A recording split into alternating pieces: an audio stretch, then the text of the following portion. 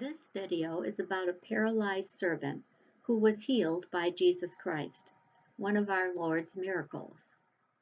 I will be referring to various scriptural passages throughout this video. I have written those passages in the right margin of this video so you can refer to them at a later time.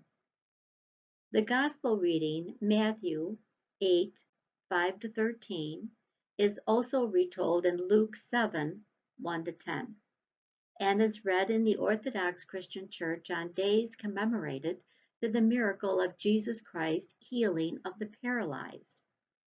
Those days are the fourth Sunday after Pentecost, where Matthew 8, 5-13 is read together with Romans 6, 18-23, and the 22nd week after Pentecost, on Saturday, where Luke 7, 1-10 is read together with 2 Corinthians 5, 1-10, which is read on days commemorating the departed. In Matthew 4:15, Jesus left Nazareth and went to live in Capernaum. Some biblical scholars believe this move is a fulfillment of a prophecy in Isaiah 9, 1-2. Condensing the English translation of Isaiah 9, 1-2 in the King James Version of the Bible, it goes something like this. By the way of the sea,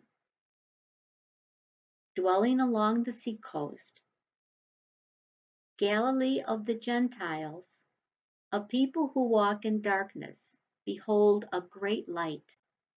And you who dwell in the country of the shadow of death, upon you a light will shine. Capernaum was located on the northern shore of the Sea of Galilee.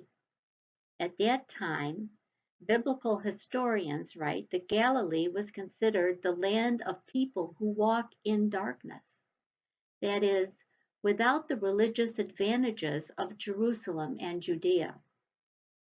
Capernaum was considered by Old Testament writing to be the land of the shadow of death, where the darkness is most dense. And you read this in Job 10:21, Psalms 107:10, Jeremiah 13:16, Amos 5:8. Jesus' move to Capernaum, biblical historians surmise, not only fulfills the Old Testament prophecy, but points to the extension of the gospel of bringing the light to the people of all nations.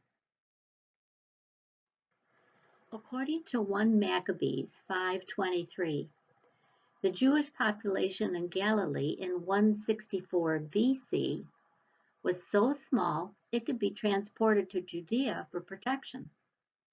But by Jesus' time, the population was large and mixed, and the Jewish population was substantial.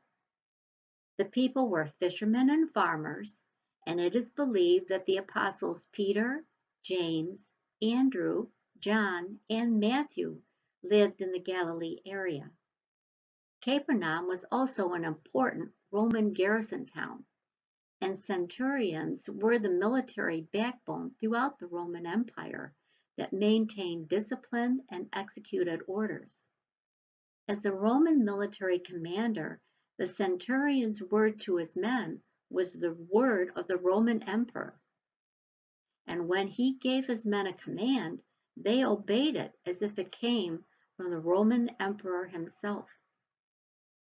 Likewise, in this gospel reading, the centurion's belief that Jesus' word alone would heal his servant indicates that the centurion believes that a word from Jesus to heal his servant is the same as the word from God himself.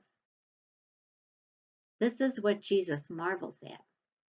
He marvels at the fact that the centurion, who is a Gentile, exhibited greater belief in Jesus' divinity than Jesus' own people did in his hometown of Nazareth, as we hear in Mark 6:6. At the end of this gospel reading, Matthew 8:11 and 8:12, in the King James Version of the Bible, we read, "While the sons of the kingdom will be thrown into the outer darkness, there men will weep and gnash their teeth." Biblical scholars believe this statement is referring to the Israelites who deny the divinity of Jesus Christ, and the reference of weeping and gnashing of teeth are descriptions according to Jewish tradition of the unrighteous dead in Hades. We read this in Enoch 103:8.